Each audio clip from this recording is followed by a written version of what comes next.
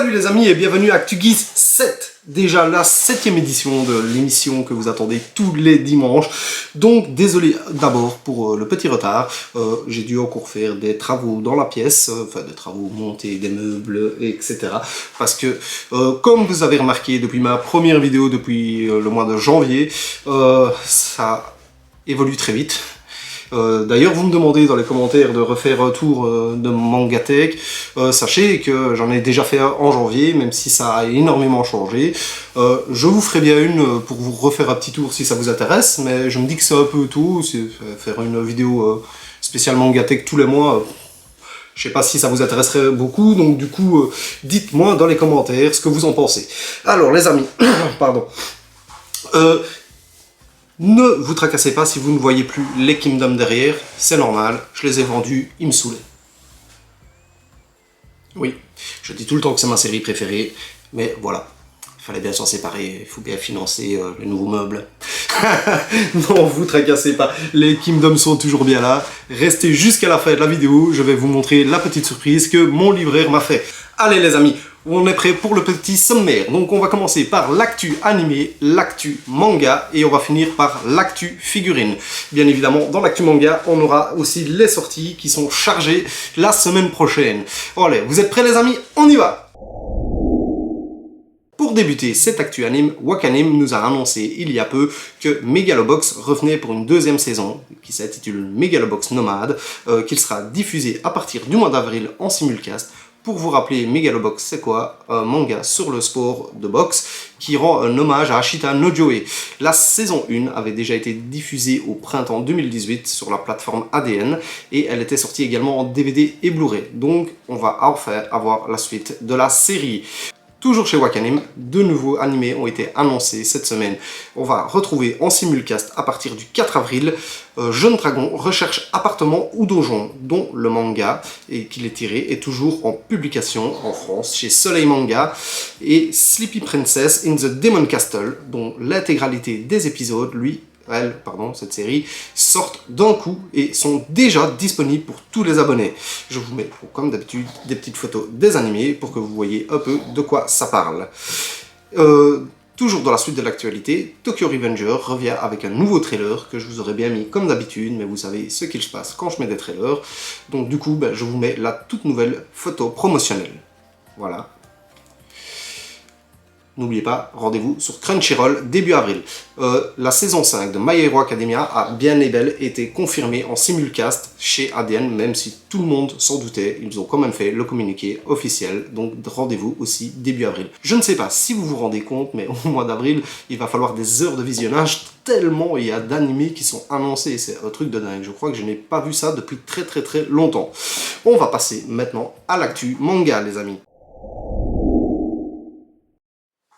Dans l'actu manga, Meam Edition vient de nous annoncer une nouvelle acquisition dans leur catalogue. Il s'agit d'un manga de fantasy, The Reincarnate Swordmaster.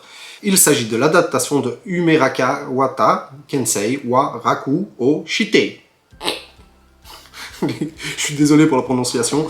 Un light novel qui avait été écrit par Tagara Soso et illustré par Alex. Qui est Alex? Et c'est un manga qui est en cours au Japon depuis 2020, donc c'est vraiment très récent. Il n'y a que pour l'instant 2 tomes au compteur, et on va découvrir un mangaka en France pour l'occasion qui est actif au Japon depuis quelques années. L'éditeur nous promet un condensé d'action survoltée aux traits dynamiques et puissants dans un univers à la Denmachi, mais avec des personnages qui veulent se faire plaisir et profiter de la vie malgré les complots qui se trament dans l'ombre. Sortie du premier volume le 28 avril et le tome 2 arrivera le 30 juin. Et puis on va devoir attendre parce que à sortir les deux aussi vite. Mais bon, comme d'habitude, Meam Edition, super réactif. Très bien. Alors que le manga The Promised Neverland va s'achever ici en France avec son 20e et ultime tome le 2 juin chez nous, Kazé nous fait une surprise. Enfin, ça dépend pour qui la surprise, je vais vous expliquer pourquoi. Ils vont sortir l'artbook The World, donc magnifique artbook. Voilà pourquoi ce n'est pas une surprise pour moi, je me le suis importé, j'ai payé super cher. Et voilà, c'est cet artbook là. Je vous l'avais déjà montré, si vous voulez, je vous mettrai le lien de la vidéo pour vous montrer, pour que vous puissiez aller vous faire une petite idée. Moi, je l'avais payé 32 € en import.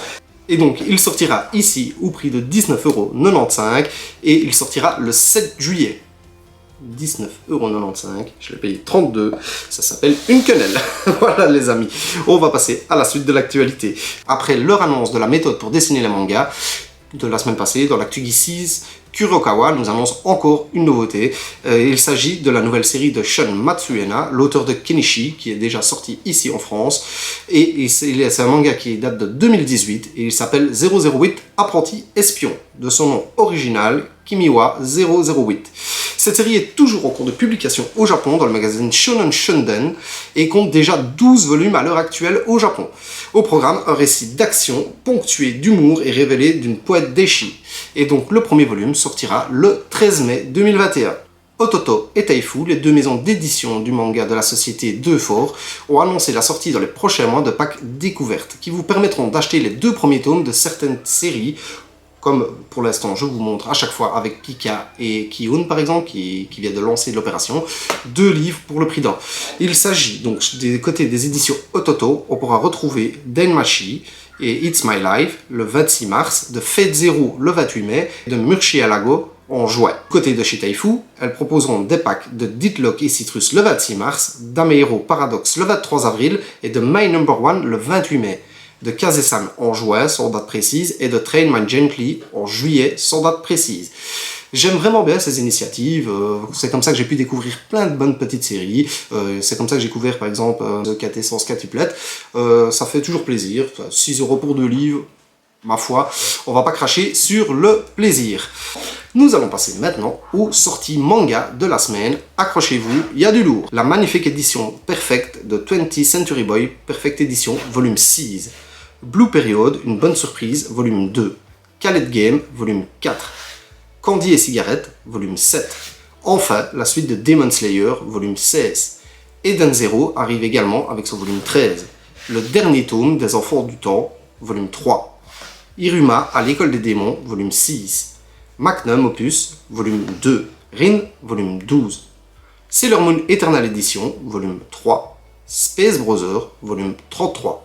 Shi, déjà avec son volume 3. Asadora, volume 4. Voilà les amis, comme d'habitude, il y en a plus, mais je ne sais pas tout mettre.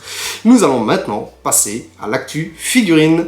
La société du fabricant Belfin nous avait annoncé il y a quelques temps, avant que je fasse l'actu Geese, la magnifique figurine de Natsu Dragnir, donc de Fairy Tail, pardon. Voici les photos, regardez-moi cette tuerie. Donc ça c'est déjà une statue qui arrive au mois d'avril. Et bien ici, cette semaine, ils nous ont annoncé Lucy Earthfilia, regardez-moi ça, sculptée à 8e pour une hauteur d'environ 23 cm. Cette figurine en PVC ABS présente une Lucie très vive, soulevant une clé pour invoquer l'un de ses amis spirituels. Elle est également accompagnée de Happy. Et alors le truc magnifique, regardez-moi ça, moi j'avais déjà précommandé Natsu, maintenant je suis obligé de précommander Lucie. Elles s'emboîtent l'une dans l'autre pour faire un magnifique diorama. Voilà les photos. Tamashii-Nation, chaque semaine je peux vous faire beaucoup de news de Tamashii-Nation, tellement ils annoncent de trucs toutes les semaines, c'est des malades mentaux. Ils viennent de nous annoncer une magnifique figure Zero de Sangoku Super Saiyan 3 du film L'attaque des dragons. Regardez-moi cette figurine, elle est intitulée Super Saiyan 3 Sangoku Dragon First Explosion. Elle fait 21 cm d'après les dires du fabricant. Elle fait partie de la gamme Figure Zero Extra Battle et donc éditée par Tamashii-Nation. Normalement, sa sortie est en août au Japon. Comptez, l'ami, septembre chez nous, toujours pas de prix annoncé, même si au Japon, elle tombe dans les 100 €, vous pouvez vous dire que ça sera 100 € chez nous. Toujours chez Tamashii-Nation, et pour les fans de Senseiya, ils viennent d'annoncer encore une version Revival, comme je vous ai déjà expliqué dans la série. Ici, il s'agit de Thétis de la Sirène, donc dans la gamme Poséidon, vu qu'ils viennent de sortir tous les Poséidons en EX, maintenant ils refont Thétis en Revival, et ça c'est super cool pour ceux qui ont eu la chance de l'acheter. Moi malheureusement je n'ai pas eu la chance, j'avais pas commencé ma collection Senseiya au moment de la sortie des Revival, et au moment de la sortie des EX Poséidon, et du coup maintenant elles sont un peu trop chères à les trouver d'occasion. Ici, la figurine est annoncée pour 80 €, elle fait 16 cm, et c'est donc Tamashii-Nation également qui l'a fait. Je vous ai présenté sur la chaîne des pop-up parades, et ben ça continue, là aussi chaque semaine on a des nouvelles annonces, ils sont déjà à plus de 60 figurines alors que la gamme est toute jeune. Ici cette semaine on va avoir droit au pop-up parade dans la série ReZero Life in Another World, donc ce sera Rem et Ram qui vont ouvrir le bal. On suppose déjà que Emilia devrait suivre très vite. Elles sont prévues pour le mois de septembre au prix de 40 € pièce. Vous m'avez demandé dans les commentaires s'il y aurait des figurines de quête essentielle quintuplette, donc je vais vous montrer un peu tout ce qui vient d'être annoncé dans la gamme quête essentielle. Regardez, donc nous avons d'abord les pop-up parades qui sont toujours précommandables à 40 € une. Les 5 sœurs sont déjà annoncées avec une sortie qui varie de fin avril à septembre. Regardez, donc je vous mets les 5. Il y a également chez Goodsma et compagnie dans la gamme Nandroid, vous avez déjà 4 figurines annoncées sur 5, on suppose que la 5e va arriver, ça sera un peu dommage, dont une qui est déjà sortie, et puis ça va également jusque septembre, et surtout aussi également, si vous aimez bien les belles scales, il y a aussi Kotobukiya, qui a annoncé les 5 sœurs également. La première est sortie ici au Japon, il y en a une, c'est pas vraiment la première, il y en a une qui était déjà sortie il y a 1 an, et elle cotait tellement fort qu'ils ont fait la réédition qui sortira le mois prochain. Et donc, regardez, quand vous avez les 5, ça forme un diorama d'une classe d'école. Franchement, elles sont magnifiques. Et par contre, chez Kotobukiya, vous pouvez aller jusqu'à 120 € la figurine. Je ne l'ai pas dit, et je ne l'ai pas dit, les Nandroid sont à 55 € pièce. Toutes ces figurines sont précommandables chez mon partenaire de la chaîne, comme d'habitude, ou vous pouvez vous les procurer au Japon ou dans votre boutique préférée, mais ne tardez pas trop parce qu'elles filent très vite les précommandes. Donc voilà les amis, ceci conclut l'actu geeks de cette semaine. J'espère vous revoir nombreux et continuez à me suivre sur la chaîne. La semaine prochaine, mardi, rendez-vous pour la vidéo de Fairy Tail, unboxing des 3 pop-up parades, justement quand on parle de pop-up parade, et je vous dis à bientôt. Et avant de partir, j'avais oublié, je vous laisse avec la petite surprise que mon libraire m'a fait. Allez, salut les amis!